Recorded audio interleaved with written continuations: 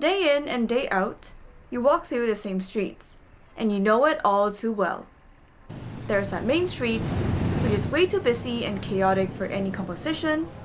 There's that dark valley, which hardly lets any light in.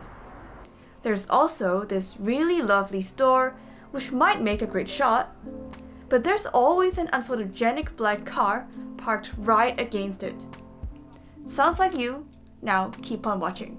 Hello photographer, welcome back to my channel. It's Belinda and this is where we talk all about photography, from inspiration to camera techniques to editing skills so that you could take better photos. So a while ago, a channel named Professional Potatoes left a really thoughtful comment on my video asking me how do I find points of interest in photographing my hometown, or essentially a place that I'm familiar with. I appreciate this, it's a good question, and I also appreciate the channel name. This I think is a rather fitting topic to discuss, especially in light of the situation that we've all been put under because of the pandemic. So without further ado, let's dive right into it. If you're struggling to find motivation to shoot because the photos seem so normal and they don't seem exciting enough, now this is a signal that you need to stop thinking of your photo excursions as a time investment from which you need to extract some sort of return for it to be worth it. As I've explained in this video here, photography is not a game of instant rewards. I'll be perfectly honest with you, I am certainly guilty of this. From time to time, I find myself making decisions on whether or not I want to go out to shoot based on whether or not I think I will be able to make good photos from that session. For instance, I like to shoot mostly under harsh afternoon sunlight, but for the past few weeks, the weather in London has been absolutely dismal, and I have had serious issues convincing myself why I should be still shooting nonetheless. If you have been photographing for a while in the same city/neighborhood, you would know how bad it feels to make an effort to go somewhere with the expectation that you're gonna get the shot, whatever that means, and only to get some really standard and uninspiring shots that really is not gonna do anything to your portfolio. And this is when you start to get calculative about the matter, trying to preempt the type of results that you might get before even actually embarking on the photo trip. As cliche as it sounds, we should be really photographing for the pure joy of it. Remember when you were a beginner? You would still be really happy after a day of shooting, even if the photos turn out to be absolute crap. Your images don't have to look great for you to feel rewarded and happy as a photographer, and there's no reason why this should change as you progress. To take myself out of this negative, destructive headspace, I make it a routine for myself.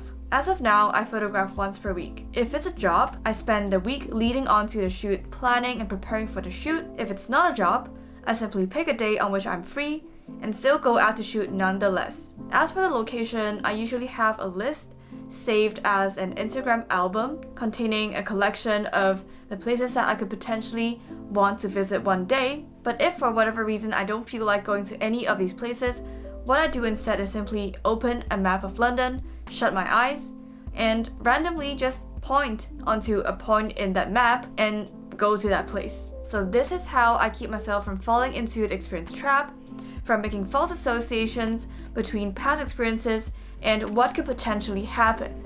Just because you didn't find something interesting at one place yesterday doesn't mean you won't tomorrow. Making these photo excursions a routine is a powerful way of reminding myself of that. Secondly, it's important that we recognize that there just aren't that many great photos. It's not like you could make a great photo every other day. Great photos, somewhat by definition, must be rare. There has to be some extraordinary quality in that photo that makes it great, which is something that we don't see every day. When you look at the portfolios and the bodies of work produced by the household name photographers, they are really strong across the board, and you would perhaps wonder to yourself, well, my portfolio is like a far cry from that, they are so good, I'm never gonna get there. While these artists are certainly legendary, I think we're missing a bit of critical truth here. That is, these portfolios are built across the entire career of the photographer. We're talking about years, if not decades, or even a lifetime. Let's run some numbers to put this into perspective for you.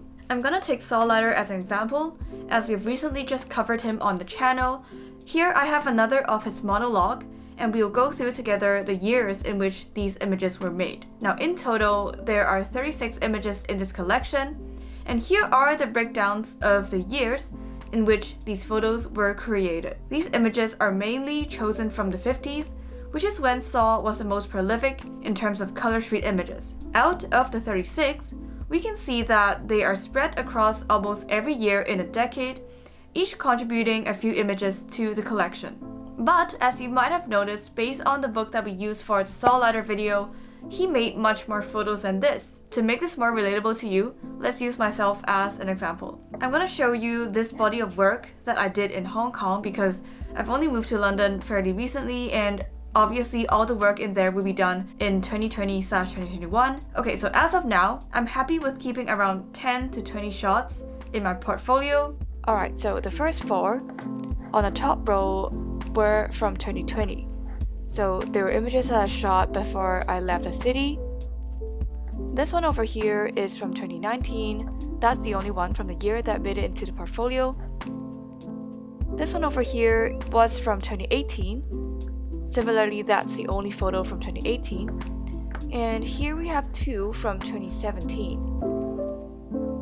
And lastly, this one, honestly, it's so old that I don't even remember when it's from, 2015 or even 2014 maybe. So based on what we have seen, I would say that you're doing really well if you manage to capture 5 photos every year, which you're truly proud of, which you think are strong enough to go into your portfolio and to stand the test of time. This is what it looks like in reality on a year-to-year basis. So hopefully this takes away a lot of the confusion, the guilt, and also the frustration in relation to being uninspired, being seemingly unproductive in your street photography ventures. Here is more food for thought. I think that you can be familiar with a city, but you can never ever know it 100%. And the reason being the people. As long as there is people, there will be activity. And as long as there is activity, there's gonna be something to photograph. We photographers are essentially either taking photos of people directly, or we are taking photos of something that's a result of human activity. For instance, we're shooting a festival, buildings, campaigns, whatever that might be.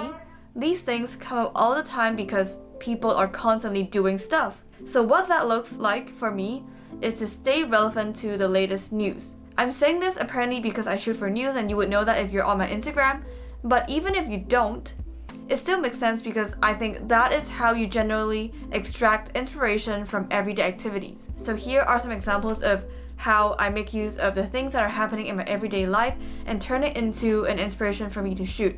For instance, I get these free newspapers stuffed into my mailbox every other day, and sometimes these papers forecast the stuff that's gonna happen. For instance, the paper was telling me that there will be a mass demonstration on the 1st of May, aka the International Labour's Day, and so seeing that, I decided to go out and shoot the protests. Many of these photos ended up on mass media, say The Guardian, the news statement, etc. Also, a huge piece of news that's trending right now is the unlock that we are going through in the UK. Restaurants are open, shops are open, people are now free to gather in larger groups as opposed to the restrictions when the pandemic was more severe. I went to get photographs of people wining and dining happily in the city. So many of these shots eventually went up to Forbes, to Business Insider, to Metro. I also do my research on Twitter because that's a really powerful way of knowing what exactly are people talking about. It also is a convenient way of finding out what is happening in your locality. And then it's up to you to decide whether or not you want to go and document that. News, politics, events interest me as a photojournalist, but it certainly does not mean that you have to be interested in the same things as well. You could stay tuned to the latest art installations, to the exhibitions, to restaurant openings, whatever your area of interest might be, right? But as I have mentioned in this video, inspiration is a 50-50 process between you actively finding the inspiration and the inspiration finding you. Hopefully, I've given you throughout this video some concrete examples of how I find inspiration despite being in a city that I'm fairly familiar with. And also, again, I really appreciate the thoughtful comments that you guys leave on the channel. These topics have been real fun to look into and to explore. For now, thank you for watching and I will see you in the next video. Bye!